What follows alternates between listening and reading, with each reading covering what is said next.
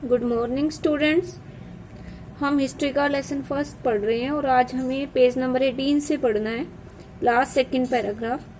कल हमने पढ़ा था कि 35,000 ईयर्स एगो, 35,000 साल पहले हंटिंग, जो प्लैंड हंटिंग थी, योजना के अनुसार शिकार करना शुरू हुआ था, उसके एविडेंस हमें मिले हैं।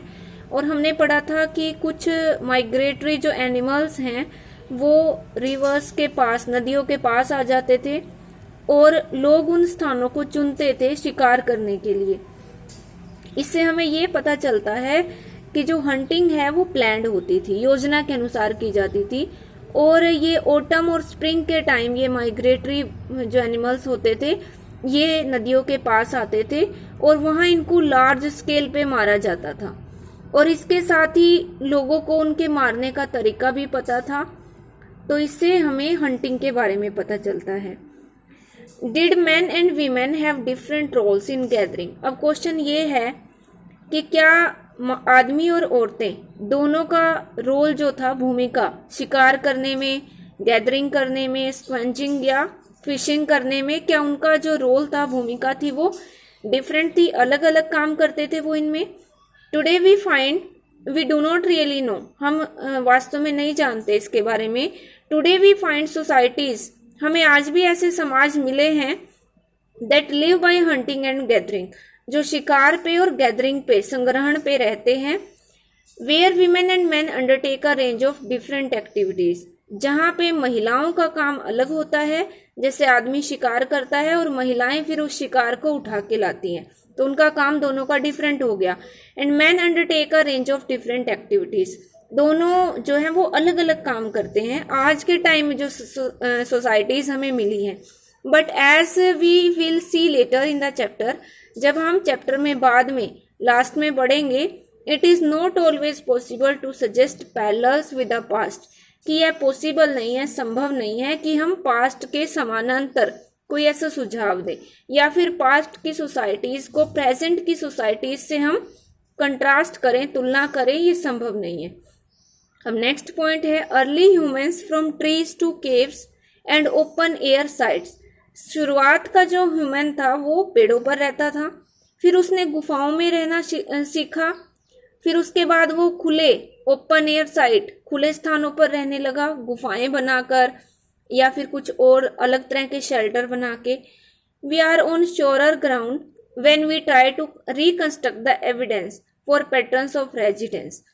रेजिडेंस होते हैं रहना, जब हम रहने के तरीकों के सबूतों को रिकंस्ट्रक्ट करने की कोशिश करते हैं, पुनर्निर्मित करने की कोशिश करते हैं, तो हम एक सुनिश्चित आधार पर होते हैं। One day of doing this is by plotting the distribution of artefact, और इसको एक तरीके से हम कर सकते हैं by plotting the distribution of artefact. Artefact होती हैं वो वस्तुएं जो उनके द्वारा यूज की जाती थी, तो जो भी वस्तुएं हैं उनका जो, जहां भी उनका डिस्ट्रीब्यूशन मिला है, जहां उनका फैलाव मिला है, उसको खोजकर हम ऐसा कर सकते हैं। फॉर एग्जाम्पल, उदाहरण के लिए, thousands of flake tools and hand axes have been excavated at Kilombe and Olojasili, Kenya. बहुत सारे फ्लेक बोलते हैं सल्क को, फ्लेक टूल्स और हैंड एक्सिस, हाथ वाले जो कुल्हाड़ी है, वो एक्सकावेटेड होता है, जैसे खुदाई करना, जमीन में से खोद के निकालना। वो कोलम्बे और ओलोरजेसाइली, केन्या में है ये दोनों जगह, वहां से ये मिली हैं। These finds are dated between 7 lakh and 5 lakh years ago, और इनकी जो डेट है वो 7 लाख से लेकर 5 लाख साल पहले की है। How did these tools accumulate in one place. अब क्वेश्चन ये उठता है कि ये जो टूल्स मिले हैं खुदाई में, तो ये एक जगह पे कैसे एक्यूमुलेट हुए, कैसे इकट्ठे हुए। इट इज पॉसिबल दैट, ये संभव है, some places where food resources were abundant, कि कुछ ऐसे स्थान जहां पे भोजन के जो संसाधन थे, फूड रिसोर्सेज थे, वो अबंडेंट में ज्यादा मात्रा में थे, वर विजिटेड रिपीटेडली, ऐसे स्थानों को बार बार विजिट किया गया लोगों के द्वारा। In such areas people would tend to leave behind traces of their activities and presence including artefacts. और ऐसे जगहों पर लोगों ने क्या किया, अपने पीछे ट्रेसेस छोड़े, निशान छोड़े, अपनी एक्टिविटीज के जो भी काम वो करते थे उनके कुछ ना कुछ निशान वहां पे रह गए, उनकी प्रेजेंस के कुछ निशान रह गए, और इसमें आर्टिफैक्ट भी शामिल है। जो भी वो टूल्स यूज करते थे शिकार करने के लिए, हंटिंग करने के लिए, तो वो वहीं पर किसी ना किसी वे से रह जाते थे। तो इससे हमें पता चलता है कि वो एक स्थान पर टूल्स जो था वो इकट्ठे हो जाते थे, जो बाद में एक एविडेंस बना हमारे लिए। The deposited artefacts would appear as patches on the landscape. और ये जो डिपोजिट आर्टिफैक्ट्स हैं, जो टूल्स हैं, जो वस्तुएं हैं, वो सब जगह नहीं मिली, बल्कि लैंडस्केप के कुछ पैचेस पे मिली, धरती के कुछ ही हिस्सों पर मिली। The places that were less frequently visited, जो स्थान कम विजिट हुए, कम जिन स्थानों पर जाया गया, वुड हैव फ्यूअर आर्टिफैक्ट, उन पे आर्टिफैक्ट या वस्तुएं भी कम मिली। Which may have been scattered over the surface, और ये भी हो सकता है कि वो उस जगह पर कम बिखरे हुए थे।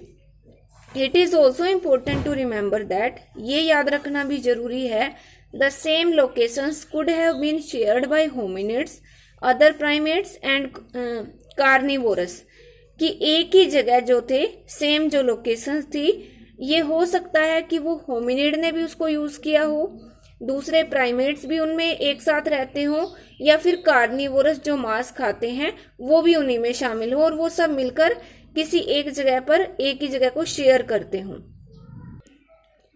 Between 4 lakh and 1,25,000 years ago, caves and open air sites began to be used.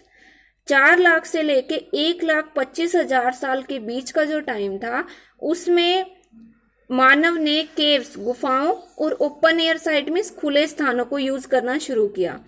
Evidence for this comes from sites in Europe, Europe से कुछ स्थानों से इसके सबूत मिले हैं। In the Lazaret cave in south France, दक्षिणी फ्रांस की एक गुफा है लेजरेट जिसका नाम है, a 12 by 4 metre shelter was built against the cave wall. यहाँ पर 12 by 4 मीटर का एक शेल्टर बनाया गया था गुफा की जो दीवार थी उसके बिल्कुल साथ में।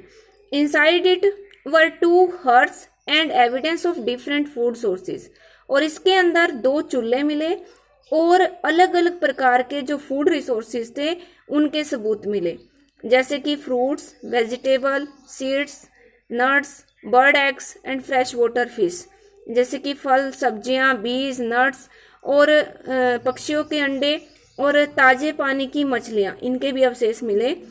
इनमें शामिल थी ट्राउट, पर्च और कार्प।